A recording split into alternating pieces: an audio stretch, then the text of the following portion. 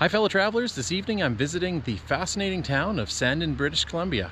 Let's go explore. The historic community of Sandon is located in the Slocan Valley in BC's West Kootenay region. Known as Silver City, it was born after the discovery of silver in 1891, with thousands of prospectors staking claims in the rush that followed. Between 1892 and 1900, Sandon silver mines generated ore which at today's figures would be worth billions of dollars. This wealth spurred the growth of the surrounding community, and Sandon became known as the Monte Carlo of North America, home to 3 breweries, 29 hotels, 3 churches, 28 saloons, and one of the largest red light districts in Western Canada. The community also had first-class facilities for the turn of the century, including a curling arena, a hockey rink, venues for lawn bowling, cricket and tennis, 2 ski hills, and facilities for lacrosse, soccer, and baseball. They also had a bowling alley, several billiards halls, a rifle club, and a gymnasium. By 1895, Sandon was a thriving town served by 2 different railways: the Kaslo and Slocan Railway, owned by the Great Northern Railway, and the Naksip and Slocan Railway, owned by the Canadian Pacific Railway. Sandon was also the first fully electrified town in British Columbia, powered by the SILVERSMITH powerhouse constructed in 1897, and is still the oldest continuously operating hydroelectric plant in Western Canada. Sandon was officially incorporated as a city in 1898, and grew to a peak population of about 5,000 people in 1899. However, just as quickly as Sandon achieved prosperity, it also soon experienced disaster. On May 4th, 1900, a fire started behind Spencer's Opera House and ended up destroying most of the downtown core. Although no lives were lost, the town was completely decimated. The people of Sandon rallied back with a reconstruction project, although the replacement buildings of the downtown were scaled back and less opulent than before. Fortunes returned for a brief period before Sandon was struck by further disaster. In 1907, an avalanche caused further damage, and Sandon never again reached the original levels of prosperity. As the profits from silver mining began to erode, the town slowly declined until the city ended in receivership and dissolved its incorporation in 1920. Without a tax base to draw from for upkeep, Sandon began to show its age and buildings and streets deteriorated.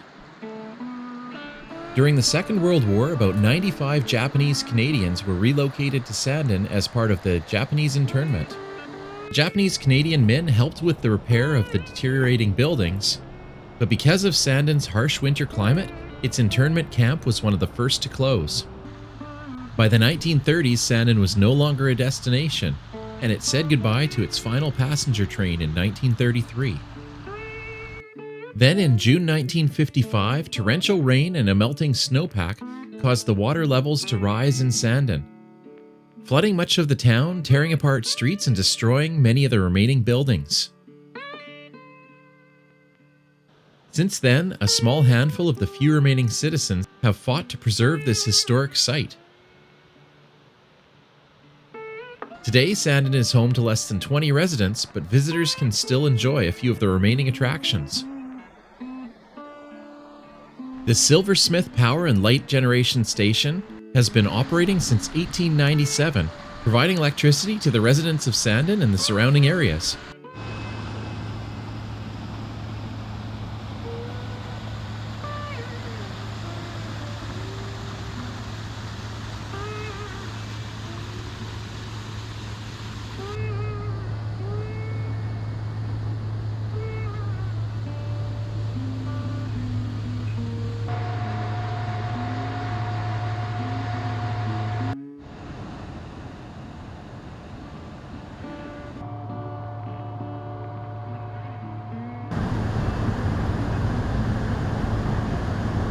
The Sandon City Hall was rebuilt in 1900 after the devastating town fire, and housed a courtroom, a jail, and a fire hall.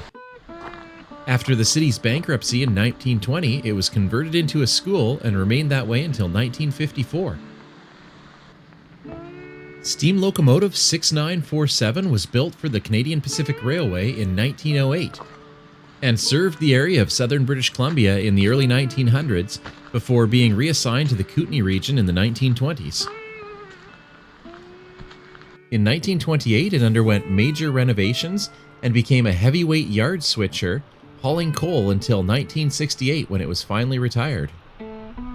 In 1997, the train was moved to its final home here in Sandon. One of the most unique attractions in Sandon are the Brill trolley buses. This collection of about 20 heritage buses were shipped from Vancouver to Sandon in the early 2000s.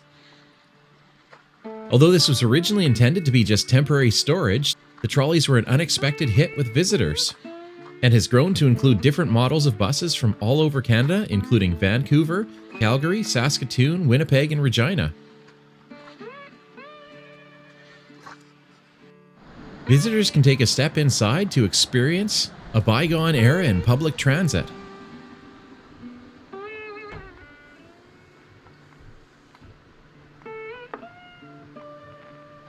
And can learn more about the history of each one of the Brill trolleys.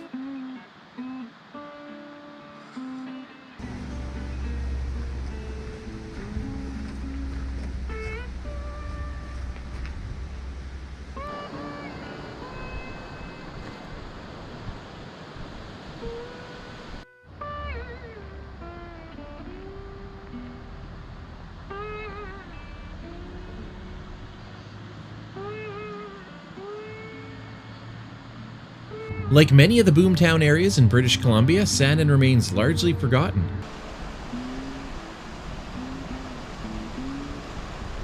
But those who seek it out can catch a glimpse of one of British Columbia's most fascinating ghost towns.